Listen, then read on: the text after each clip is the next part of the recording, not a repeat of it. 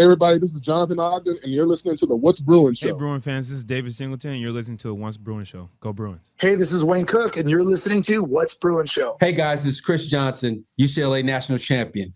I need y'all to listen to the What's Bruin Show. These dudes are off the hook. This is Maurice Jones-Drew, and you're listening to the What's Bruin Show.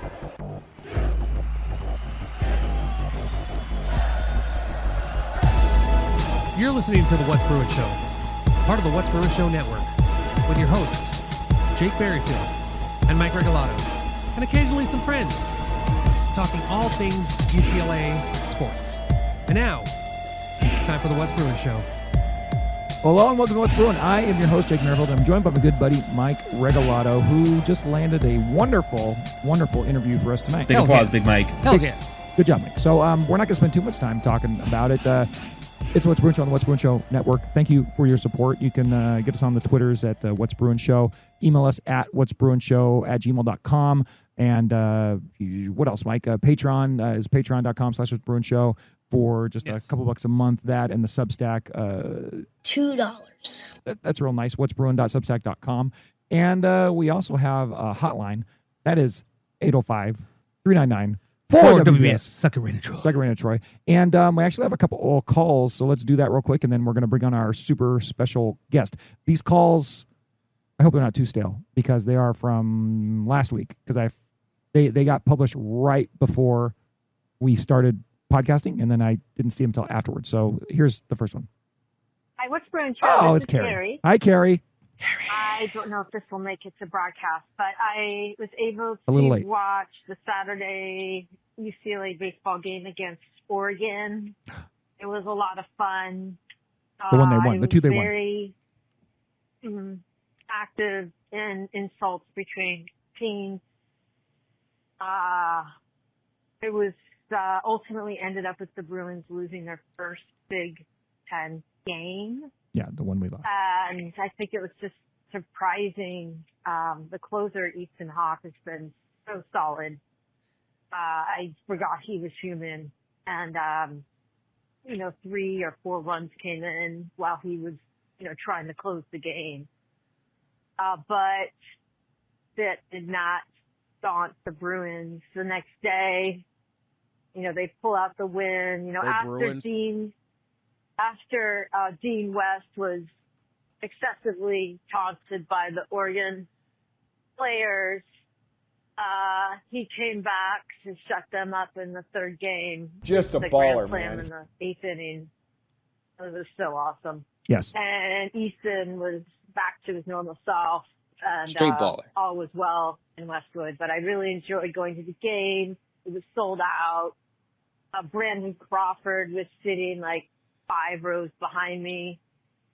Nancy was there.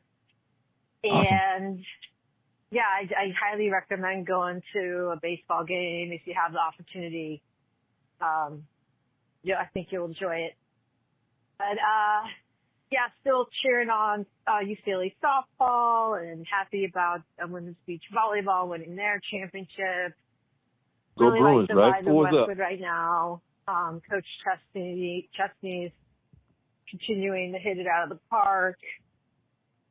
I don't know what's going on with men's basketball, but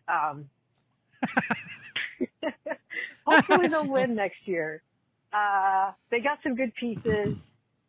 Not surprised they don't have a true center. I don't think that's Mick's thing.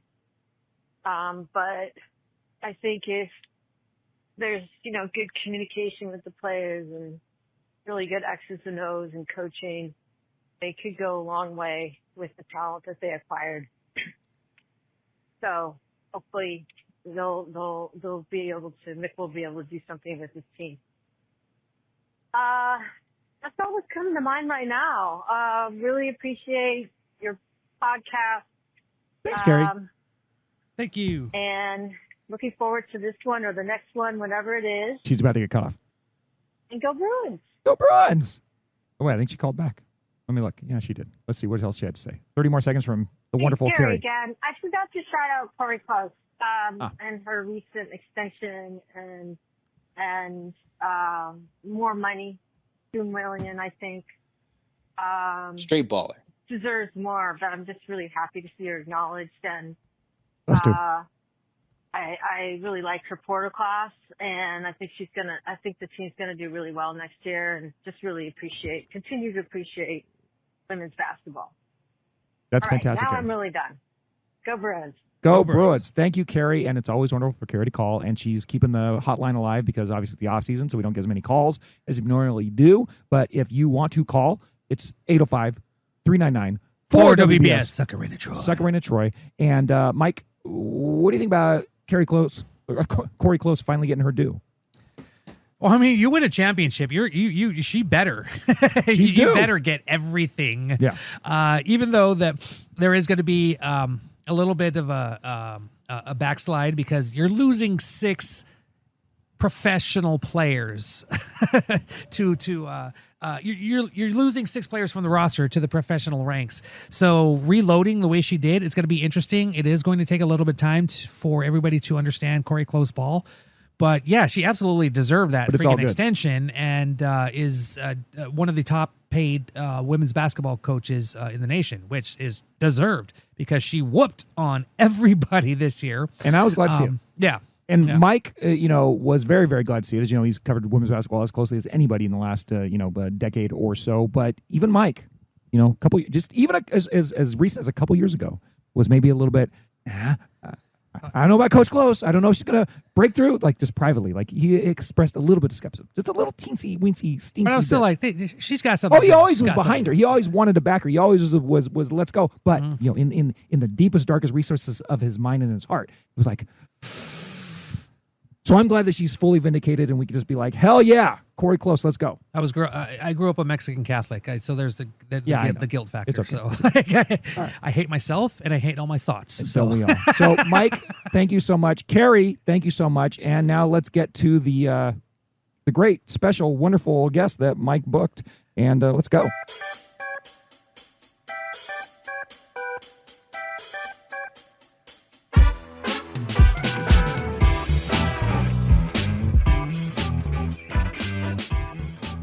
And joining us on the What's Bruin hotline is one Mr. Jack Savage, the UCLA football and recruiting reporter for 247 Sports, and one of the new guys here on Bruin247 Sports. We started out in March and pretty much hit the ground running, and everybody that has joined Bruin247 Sports has literally just hit the ground running and just done a bang-up job. And because of that, and his expertise with UCLA baseball, we wanted to bring on Jack to talk about both football and baseball. Jack, how you doing? Welcome to the show.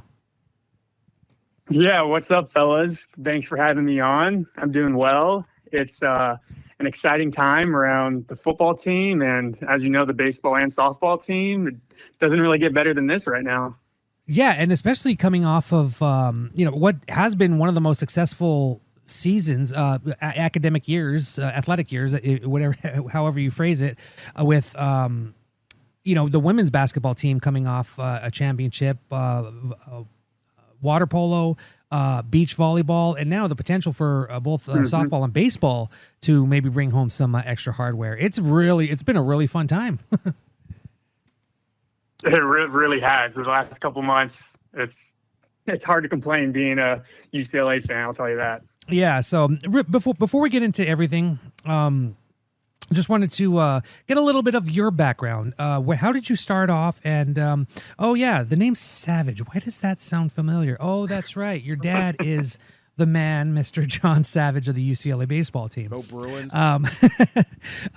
So that you just bring a lot of mystique to Bruin247's Sports, but at the same time, like I said, you've hit the ground running. So just really quickly, what was your journey like getting to Bruin247 Sports? Yeah, so quickly, I guess just some background. Yeah, my dad, he's been the coach there since 2005. So we've been Bruins for quite a while. I went to Servite for high school, played football there, and then I went to UCLA in 2015, played football there only for a year, and then I hung it up. And then I graduated from UCLA in 2019 with a degree in poli-sci and a minor in TV and digital media. And I knew I kind of wanted to stay in the sports media space somehow.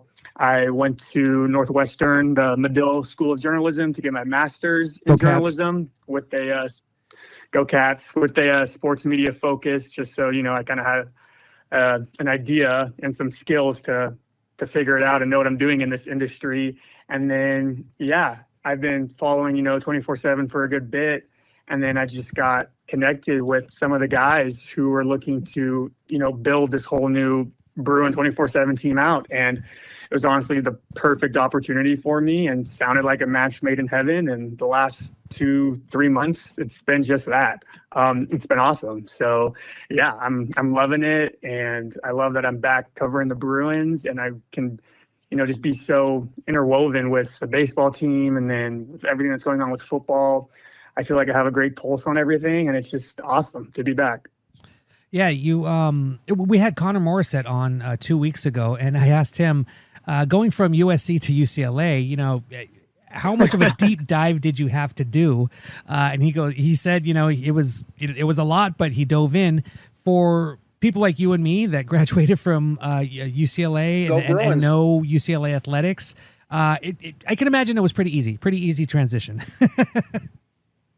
Yeah, it took me maybe all of 2 minutes to get my bearings under me with this program and this school. It felt, coming back home. So it was easy. Yeah, and like you said, it's quite an exciting time. So I do want to get into baseball and softball, but what is it like covering football? Like, you really jumped 2 feet in and you just took over a lot of the recruiting duties for the 247 UCLA site. How has that been? And what have you learned so far? Like you said, it's only been a few months, but already you have been recognized as someone that is like a bit of an insider and knows the ins and outs of recruiting. What's that been like? Yeah, I mean, it's been awesome. Like I said, there wasn't a better time to jump into this with how Bob Chesney and this new staff, how they've been recruiting. I think currently they sit with the number 5 class right now, and they were as high as number 3 just a bit ago. They have 19 total commits, a handful of 4-stars, and they've just been like, this whole program really has been re-energized after, the last couple of years. Obviously didn't go the way anyone wanted to with Deshaun, who is an outstanding human being, but got dealt, he wasn't ready for this job. And that wasn't a weird situation really from the jump. And then with Chip Kelly, we don't need to revisit those years. And so, it's been a long time since this program and this fan base have really felt this buzz and energy and juice. And, granted, it's only May. What's only going to matter is the wins and losses in the fall. So there's still a lot to go. But just right now, being out there at spring practice, being on the road at these recruiting circuits, like, everybody kind of is intrigued by these Bruins and what Chesney is doing. And I just think it's phenomenal. And recruiting specifically, I've talked to numerous high school coaches in SoCal specifically right now. And the recurring theme that they just keep telling me is just how connected that they feel again with this coaching staff, and just how hands-on and proactive they're being.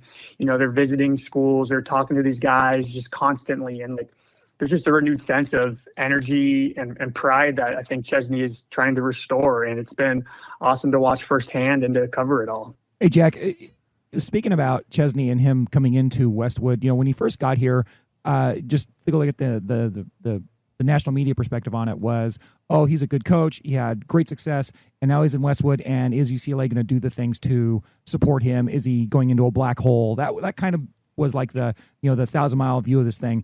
And then now it seems to me in the last month or so, especially with all the recruiting victories, it seems like the opinion on him, not the one here in Westwood, but the opinion overall is starting to shift a little bit. Are you feeling that as someone that's covering the football program pretty closely? 1,000%, and that's a great point.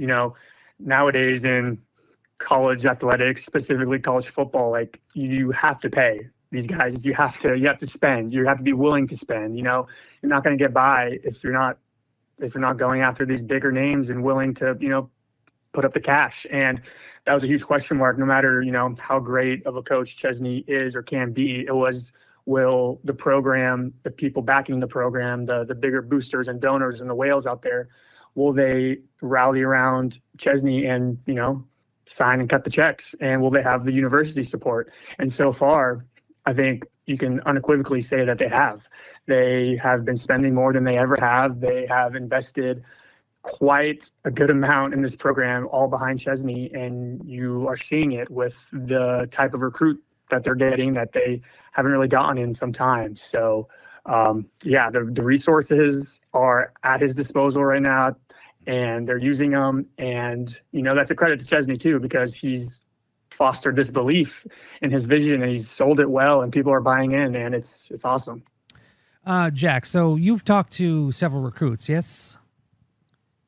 Yes, quite a good bit. And so that was a rhetorical question. God bless you. Because you put out these quotes from these players who, the consistent theme is that I had a great time. He's doing great stuff here. I was blown away. You can only take so much of that from print, but you who's actually talked to them, like what is the emotional response that a lot of these recruits are having?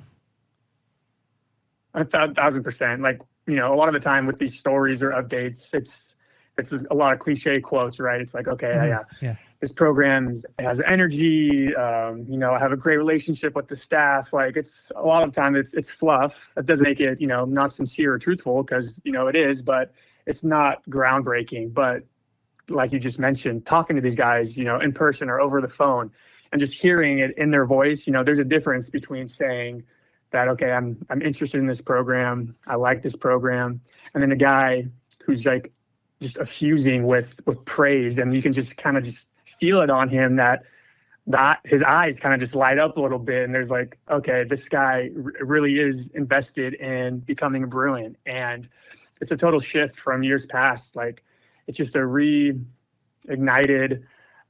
sense of, this program is building something really special. And just talking to these guys, it's resonating with them. And yeah. Go Bruins. It's quite a bit of a journey until the first game, let alone bringing in the 2027 class. But yeah, we're just seeing all kinds of fantastic reviews from Bob Chesney, and he's everywhere. He's putting himself out there, which you kind of alluded to, the mess that happened during the Chip Kelly era. That's not really happening with Bob Chesney. He is putting himself out there. We didn't really see that with Chip Kelly. Deshaun Foster tried to do it, but he was dealing with other stuff. What are you seeing from recruits and especially families talking about what Bob Chesney's bringing, his attitude, his poise, how he carries himself around recruits? Or what do you see compared to what you've seen before? Yeah. The families, they're eating it up. They're loving him. I'm talking to a handful of parents, siblings, even agents, because that's the world we live in now. But I mean, Chesney, they can't get enough of him, essentially. And like, he's just so authentic. I think that's kind of where it starts. Like, he's not going to come into your living room and spew some BS. He's going to give it to you straight.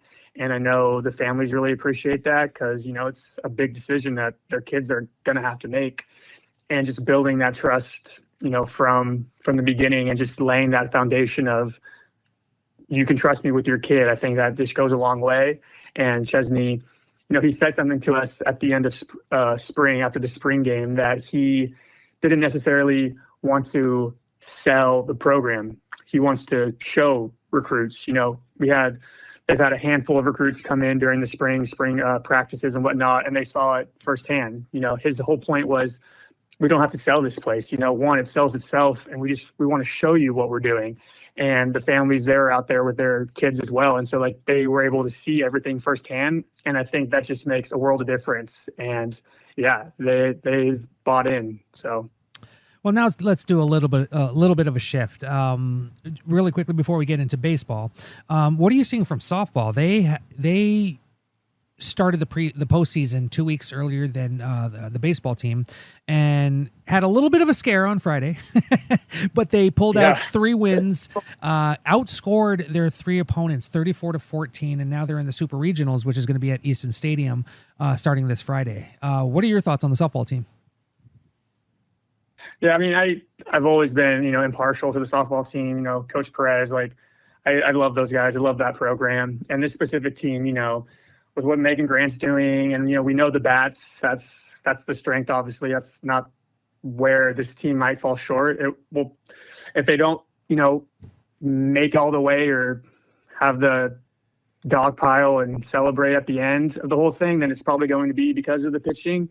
Not quite sure that they have it this year. But, I mean, if the bats can stay hot, if Megan Grant's still going to be, hitting homers every other at-bat, then that can still take you a long way. And, we saw the resilience in the group over the weekend. That one awful inning they had, I believe it was, the fifth inning on Friday night against Cal Baptist. It was like, oh, my God, what? That's something we haven't seen from this program, I don't know, ever. So, that reveals a ton of character of this team and what coach is doing. And, they didn't blink, they didn't waver, they came back and they won, and then they ripped off 2 kind of stress-free games after that to advance. So, I'm high on these guys. I'm a little worried about the pitching, but I mean, I'm riding with these guys. So with the ladies. Yeah. You talk about the pitching. Taylor Tinsley, she's been basically the Bruins' only ace. They have a good bench, right? But she's been the one that has, a lot of the victories have been because of her. And it was unfortunate that 9 of those 10 runs in that 5th inning she was a part of, which, like you said, that is just uncharacteristic. But Coach Kelly Inoue Perez stuck with her the next 2 games, and they just obliterated South Carolina. So that's good to see that the coach is has confidence in her pitcher, but it's going to be a different story, especially with Central Florida coming in, who took down Florida State. They were the favorite in that Tallahassee region. I didn't see a lot of that. I saw a lot of the highlights, but that seems like a team that is fairly balanced. Have you checked them out? Do you have any opinions on what we might see this weekend? I can't say I'm too familiar, honestly, with them. So I don't want to, just spew something that I don't know that much about, but yeah. That's happening starting Friday, Easton Stadium. Since they're hosting the Super Regional, UCLA does get to play at home one last time. Well, at the minimum 2 last time, but it's a best of 3 series. Whoever wins this weekend goes on to the main stage of the Women's College World Series. Now, something that you know a little bit about, the UCLA baseball team.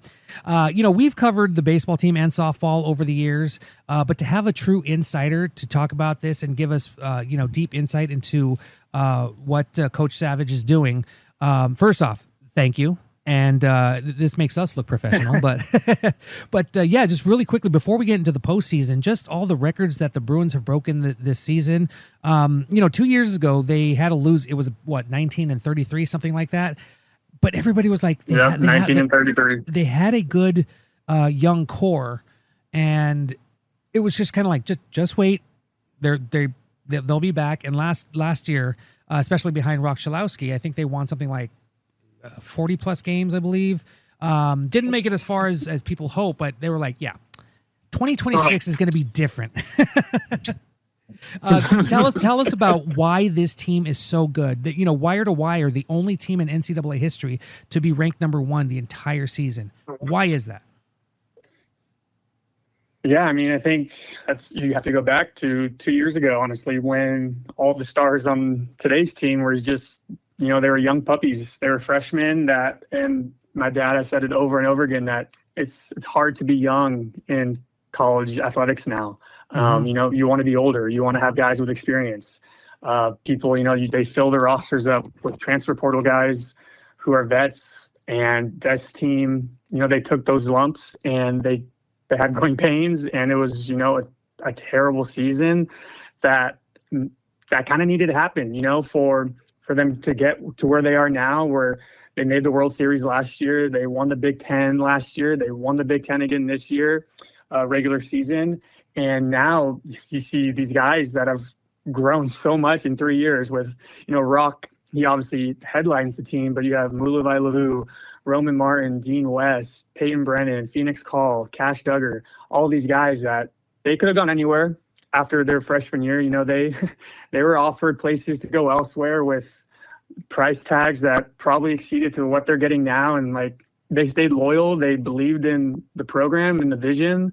And it's a testament to all of those guys that I really can't say enough that they stuck with it. Something you really don't see in college sports these days. If something, you know, these kids face a little bit of adversity, then they're kind of on the next train out of here trying to go somewhere else. And they said, F that, I'm going to stay. We're going to stay and get this thing right. And they did. And going into this season, you know, they had the weight of the world on their shoulders going preseason number one. You know, that's nice and all, but it comes with a lot. And the fact that this team didn't blink, didn't waver all season long, they never had a losing weekend. It's incredible. And, you know, they're probably going to be judged on what they do over the next month, whether that's fair or unfair. That's the expectations that come with this. But I mean, it's just been such a resounding success so far the last 4 months. It's been such a joy to watch these guys, and they're really coming to their own. And yeah, I really, obviously I come from the biggest place of biases, but yeah, that's just my take. I love this team. I'm going to be sad when it ends. Hopefully that's not for another month. And I hope all the Bruins fans are enjoying it. And yeah. Go Bruins. Go Bruins. Hit every button on there, Jake. Yeah, you talked about pitch. You know, we talked about the pitching with softball, and there seems to be one standout. How deep is the bullpen for the Bruins, for the baseball team? Yeah, wow. I just did a whole spiel. I didn't even talk about the starting pitching or the bullpen. I mean, I think it's the best in the country. I mean, yeah, that just shows how much just balance is there. Sorry, I didn't mean to cut you off, but yeah, right. It's like, wow. The bullpen, it's as deep as it's ever been. Logan Redeman, you know, he's been dealing with arm fatigue, so the ace has been out for a while. We're hoping that he pitches this weekend. Still TBD on that. But I mean, there's Wyland Moss, Michael Barnett, Landon Stump, Cal Randall, Easton Hawk, Ian May, Zach Strickland, Justin Lee. There's just so many guys that can come in and pick each other up. And I mean, it's reflected in their ERA. I believe they're number 3 in the whole country. Like, these guys, as much as the bats get talked about and the fielding and the defense, like these guys can pitch. They can pitch pretty damn well. And, you know, that's kind of what separates you in the postseason is your pitching, you know, because a lot of teams can hit, but it's, can you pitch, and can you pitch behind your ace, you know, behind your number 1, behind your number 2, what's behind that? And these guys, they have the horses to do that. So it's exciting. How good is UCLA compared to the rest of the field? Obviously, we just talked about how UCLA was number 1 all season long, but just behind them, there's the North Carolinas, Georgia Techs, Texas, Auburn, you know, even Oregon State, you know, some old Pac-12 love up there. They've always actually had a pretty good baseball team, right. But what would they have to do to not get a number 1 seed at this point, by the way? Any of those? I mean, I think the number 1 seed, I don't want to say all but locked up. Like, you know, they play game 1 of the Big Ten tournament Friday night, and, you know, if they lose that, then will that bump them down to the 2 or 3 national seed? Because I really think the only other teams in the running are North Carolina and Georgia Tech, who are outstanding teams and having, you know, incredible seasons as well. So I think that, you know, at the worst, it would be a top 3 national seed, but I feel pretty good that these guys will be the number 1 overall seed, which, you know, it's a blessing and a curse. Like this, we've been the number 1 seed overall before in 2015 and 2019, and, you know, got upset. So, like, you know, anything can happen in postseason baseball. It's a crapshoot. It's exhilarating. There's heartbreak. There's triumph. It's super stressful over the next couple of weeks, especially in this household. But I mean, if there's ever a team, good luck, if there's ever a team that's going to get it done again, it's going to be this one. And, you know, people can say, you know, the Big Ten isn't a strong baseball conference and whatnot. And, you know, some of that is true, of course, but, you know, they played 3 SEC teams in Texas this year. They beat Tennessee, they beat A&M, and then they beat Mississippi State. They swept a good TCU team. They went 28-2 in the Big Ten. They swept USC, took 2 out of 3 from Oregon. So, I mean, they've played great teams, and they've been battle tested. And even, the weekends where they haven't played as great as, they would like to, they've still come out, sweeping them or winning 2 out of 3. So, there's just a lot of resilience in this team. And for people that say, it's a Big Ten team, like, I'm not buying that. I'm not listening to any of that. Like, I think these guys are the best team in college baseball, without a doubt. How concerning is it, the losses in the last 2 weeks? Obviously, they had that, they had a 27 game win streak, 27 game conference win streak, which was a record for the Big Ten. But then you come into the series against Oregon. You beat Oregon pretty handily, but then the next day they come and take one away from the Bruins. UCLA won the 3rd game, but then you go up to Washington, which isn't that great of a team, and they drop a game there, still win the series. But how concerning are those 2 losses? I'd say that Oregon loss, they were winning in the 8th inning 6-5, and then it kind of just got away from them. There was a ball out in right field. Peyton Brennan, he dove for it. He just missed it, and that kind of spiraled. So I really wouldn't take anything out of that game, that loss specifically. Losing to Washington 8-0, that stunk. That there's no need to sugarcoat that. So that was like, okay, what's going on here. But I wouldn't say it's, concerning in the sense where we're hitting the panic button. I mean, these guys, they lost to a Sacramento State. They were down big to Michigan State. Like, you're not going to play perfect baseball for 54 to 56 games. There's going to be some clunkers and stinkers in there. And yet, they still haven't lost a weekend. So I think that's just part of the natural ups and downs, ebbs and flows of the season. And I mean, for me personally, let's have them get all their stinkers out right now before it really starts to matter. So, I mean, I'm okay with them having an off game or 2. And yeah, but I wouldn't be too worried. So, in that you talk about them, how impressive it is that they haven't lost a series all season long. And now we get into the postseason play. Now, correct me if I'm wrong, but they start in double elimination, then they go to like a best of 3, and then they go back to double elimination, and then the World Series ends up being a best of 3 too. Is that how it goes? So they're pretty much in series baseball from here on out, sort of. If you can wrap your head around that is exactly how it goes. It's confusing, but once you kind of yeah, I mean, I like it too. Honestly, you have to be paying attention, but once you kind of get it, then it makes sense. Yeah, softball's the same way too. I believe the same setup. Yeah, it is. So, a few more questions for the fantastic Jack Savage. This weekend, the Bruins are going to be in the Big Ten tournament, which also has a very unique setup where seeds 5 through 12 are going through a double elimination, and the best 4, quote unquote, qualify to be the to face seeds 1 through 4. Which once they get there, that's a single elimination bracket. It's insane, and there's no need for it, but I absolutely love it. This is the first time they're doing it. First off, what do you think of that format? And secondly, what do you think of the Bruins' chances, especially with who they might face in the tournament? Yeah, I like this weird, wonky format. Like you said, it's the first year they're doing it. But conference tournaments, to me, I've never really been a huge fan of them. They're kind of like a double-edged sword. Like, obviously, you want to win them, but you don't want to just, burn through all your arms, tax your bullpen. Right. You kind of just want to come out the thing healthy, really. But I think UCLA's in a good spot because, they are the 1 seed, so they avoid 2 or 3 games beforehand in that double elimination mess that the other teams have to go through. So I'm not too worried about that.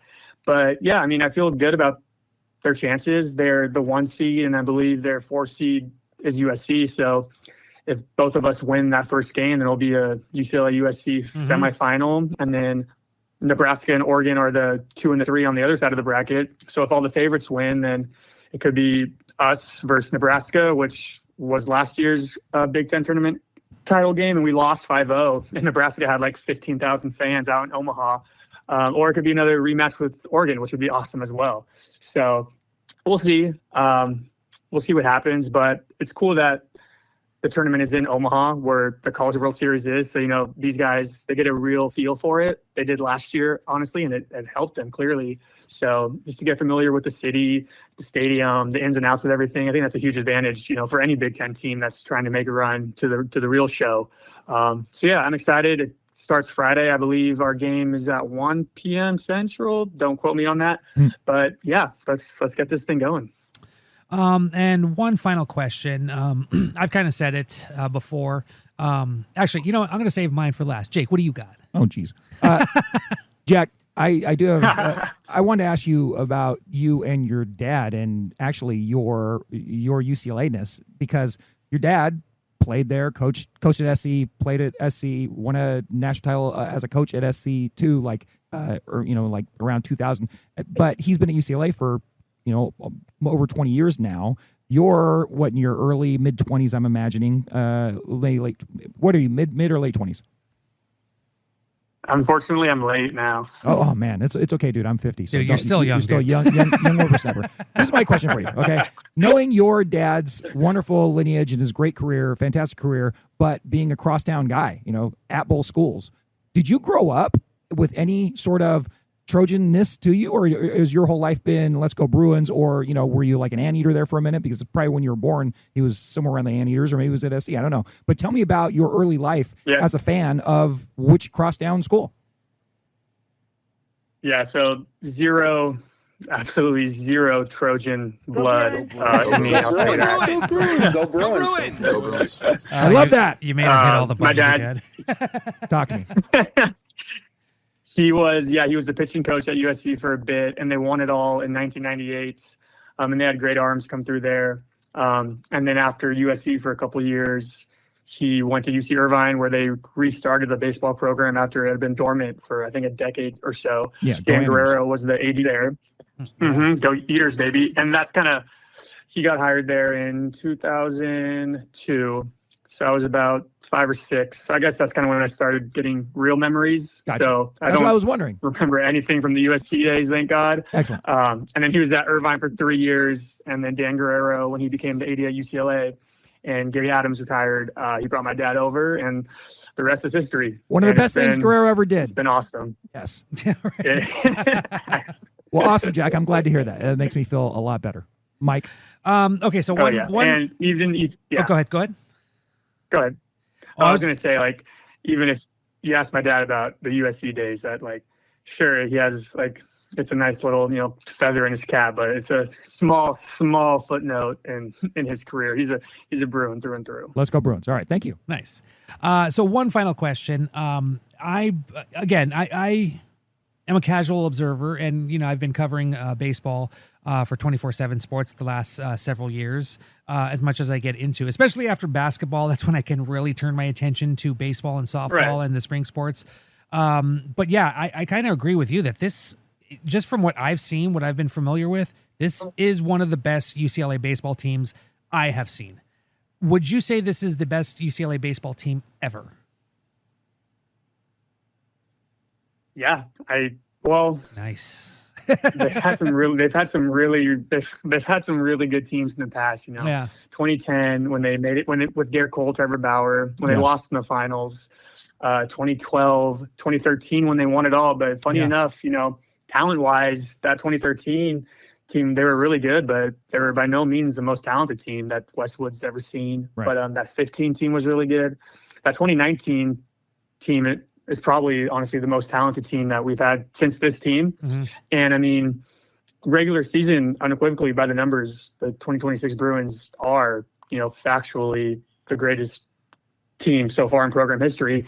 And if they can finish it off with a championship in June, then, debate over, no questions asked. This is the greatest UCLA baseball team that the school and program has ever seen. And arguably, if they do finish it off, knock on wood, it could be the greatest college baseball team of all time, not just UCLA. So dang, kind of like the basketball team. Oh, that'd be something to hang on their hat. Well, let's go baseball. I want to see him do it. Yeah, sure would. So, okay, final question. Will there be hardware in a month? I say yes. Jeez, what do you think he's going to say? Yeah. Exactly. I want some definitive. I want on the record. Okay. On the record, definitively, yes. The Bruins You heard it will here be first. College World Series champions once again, and we're going to celebrate like crazy, and it's going to be a hell of a summer after that. Well, ladies and gentlemen, Jack Savage, thank you very much. You can follow him on Jack John Savage on the X, Twitter, whatever their people are calling it now. He's the UCLA football recruiting guy as well as a baseball guy for Bruin247 Sports. Just been an absolute pleasure to chat with him over the last 3 months and get this thing going. Jack, thank you very much for joining us. I appreciate you fellas. Thanks for having me on. I'll come on anytime. You know, this was awesome, and hopefully a month from now we can do a show and we can talk about the Bruins being national champs. Darn right. Let's go. UCLA. UCLA. Fight, fight, fight.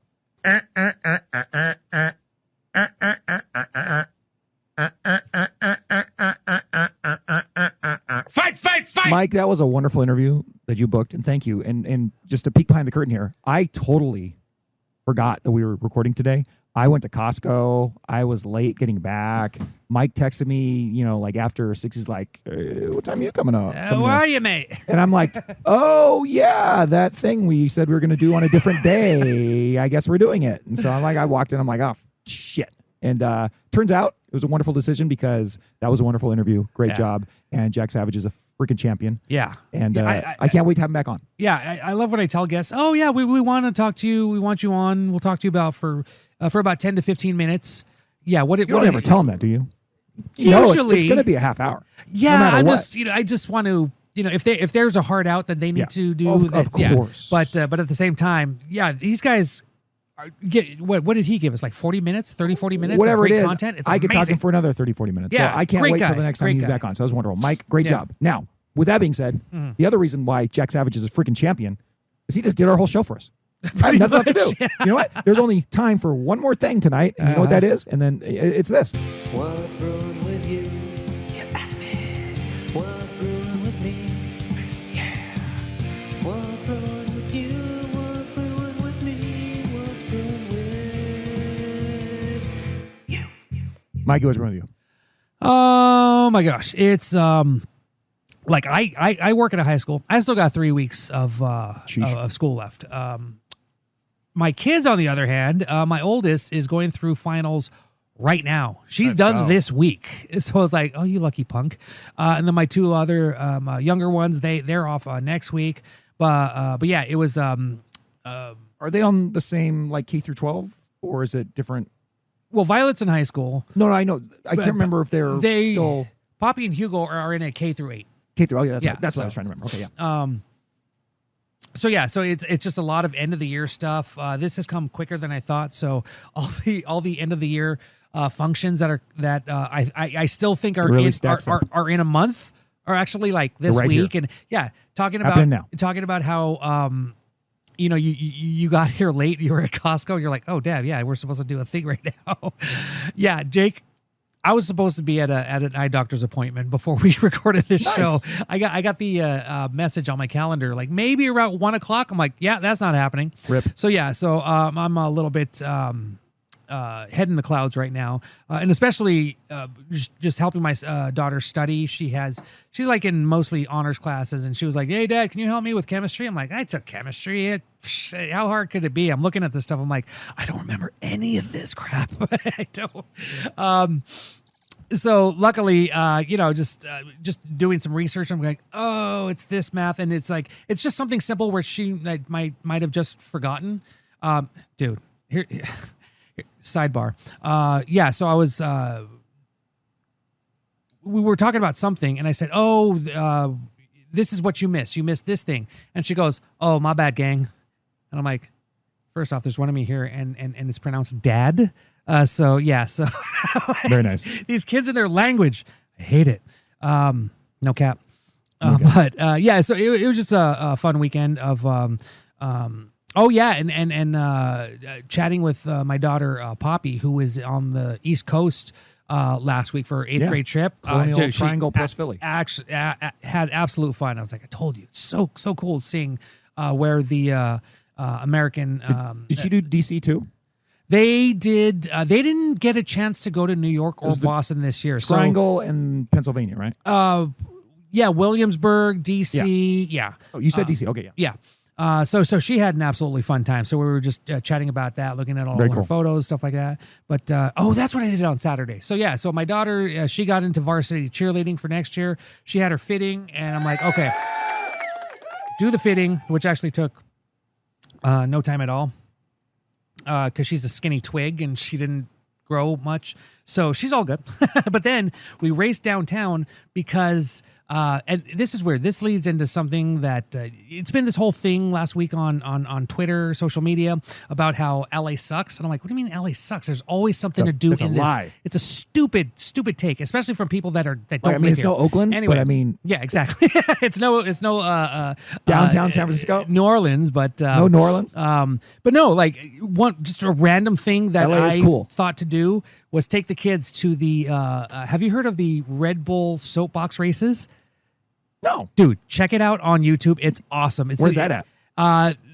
They had this one. Is it brought to you by Red Bull? Do they hand you a Red Bull? Oh God, yeah. My son was like, Dad, they're handing out Red Bull anywhere. Do you want to get one? I was like, Sick. I don't want to get one. I think they're disgusting. He's like, okay. I was like, yeah, I'm not giving you one either. But no, it was pretty fun. It was crowded, but it was pretty fun. It was down one of the inclines on First Street, just west of City Hall.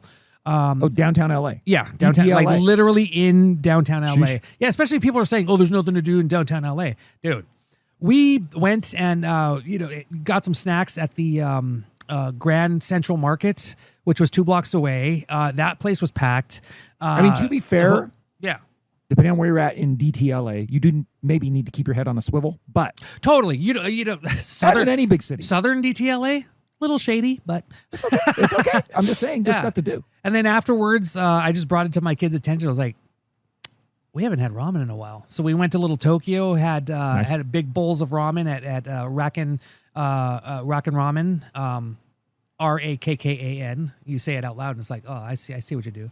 But yeah, and it was funny too because my kids, we really just haven't ventured around Little Tokyo, and there was some sort of event going on because there were all these Chinese, sorry, not Chinese, it's Little Tokyo, Japanese, forgive me, all these Japanese kind of like cosplayers that look like Cupid dolls. Sick. And even like there were non-Japanese ladies walking around, and my kids were like, Dad, why are they dressed like that? I'm like, it's a cosplay thing. It's what they do. And then we just go venture into Little Tokyo. They see like just the culture.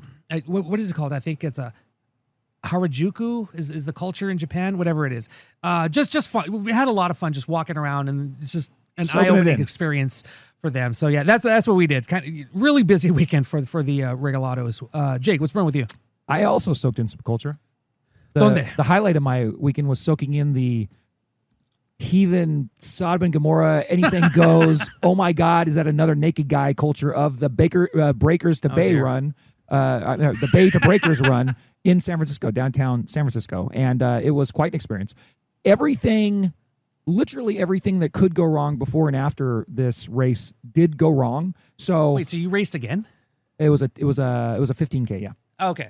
But not a marathon, not a. I did a half marathon the week before, and I kind of spur of the moment did this so I could go up to the Bay Area to see Megan the night of her big graduation at Memorial Stadium. Although I didn't make the ceremony. Congrats, Megan. I took her out for dinner afterwards at Buttercup, and oh my God, I texted you guys privately some of the sights we saw in Oakland. Yeah, unbelievably awesome. No, Oakland's cool. It's just let's say there are some spots you want to avoid. In 4.5 minutes, we went from being straight out of the movie I'm Gonna Get You Sucka to walking into whatever 80s Hesher movie you want to see at a pizza place called Hesher. It was the most quintessential Oakland experience, and I'm so glad it happened. Anyways, bearing the lead, the Bay to the Breakers run, I'm just saying I almost melted down before, like 3 times, because of how crazy and how many people there were there. It was like being at Lollapalooza or Coachella, like at peak moment when the headliners on there, as far as like how many people are there and you're sandwiched in and nobody knows anything. And you ask a question of somebody who's supposed to be working the event, and they're like, I don't know. And it took them over an hour to get the race actually started. So I started the race late. There was no gear check for me, even though there was supposed to be one. So I thought I was going to have to carry my bag through the race. Luckily, I just ran to my car because it ran by the track was sort of by my car. I accidentally put my race bib into a bag that Megan took with her to her apartment the night before. So I had to drive to Berkeley at like 6 a.m. to get back. And then I was just, everything just went wrong before. And Mike, I'm telling you, I'm generally pretty good in most situations. I don't like freak out or get stressed out or anything. I don't really anymore. Everything just kind of moves slowly for me. And I really take pride in that. I was freaking the F out.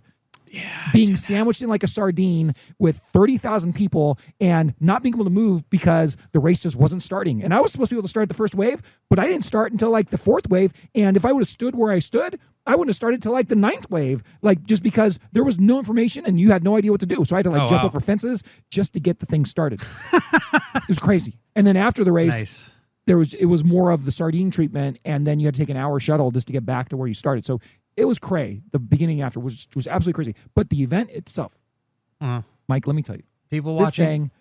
So you had a good people watching experience just like I did? Possibly people watch. There was, groups of people that were like all dressed like Mario and they're carrying a giant, like a 30-foot Mario Kart, like a leader, like in ancient Rome or Egypt. Okay. Those guys. There was an entire group, like 12 people chained together with like some sort of nylon line, and they were representing a soccer team. And I they think were, like, you carrying were a at goal. the Red Bull soapbox race. There was with a bunch of lovely like ladies that were dressed like In-N-Out cashiers, but they was like a little more generic. But they were just like out there like dancing around, having fun. There were jellyfish ladies. There were multiple naked men, like full-on naked men running in this race. Wow. Unfortunately, out of like 50 of them, only 2 were even mildly attractive. So that was pretty rough. Like that was like there was some rough looking there. Isn't that the way? Everything you want to see. There was a guy dressed as like a fuchsia ape. He was the one that made the cover of the event, like that they actually posted on their screen. But it was a run. There was a 12K run, and then I had a bonus 3K after that going along the beach. But it was really cool. It took you through downtown San Francisco and then into Golden San Francisco? Gate Park. Yes. Wow, okay. The bay to the breakers. So it started at the Embarcadero and it ends at the breakers at the ocean, at the Pacific Ocean, on the other side of Wait, so did you run Golden across the Gate Park. bridge? No. The bridge. Well, all the bridges are around it. Yeah. You ran across the whole land section of downtown LA. Okay. Downtown San Francisco. Okay. So Gotcha. the bay to the breakers. It's been going for years, but a very famous thing that I just kind of hopped onto accidentally on a whim. Nice. And I really don't know if I'll ever do it again, just because of the logistic of being there. It sounded like a pain in after the ass, yeah. Was such a effing pain in the ass, especially when I had to move stuff out of Megan's apartment afterwards. And so it's like I did the 15K, and by the way, there's 2 monster hills. So I actually got an award on my Apple Watch I didn't even know existed. It was, you've exercised the most that you've ever exercised today. That's what I got on Saturday. I was like, on Sunday. I was like, oh my God. Nice. But I don't know if I'll ever do it again, just because of how difficult it was just logistically. I didn't even mention the fact that I bought parking in the wrong place because their information sucked. And then I stayed in a hotel that was almost late. I almost got charged for my hotel because I got back so late that thank God they didn't charge me extra for that. I went to a speakeasy the night before, Mike. That was awesome, where it was not just you have a password and you get in. It was you have a password, you get in, and then you have another password, and then they do the thing where you walk up to the cabinet and they pull a bunch of books off the shelf and switch things around, and then the door opens and then you're inside this other section. Oh, sweet. It was super cool. And I found a tiki bar, and then I was walking back to the hotel. There was 3 dudes that are like, "Hey, look at that white man walking down the street."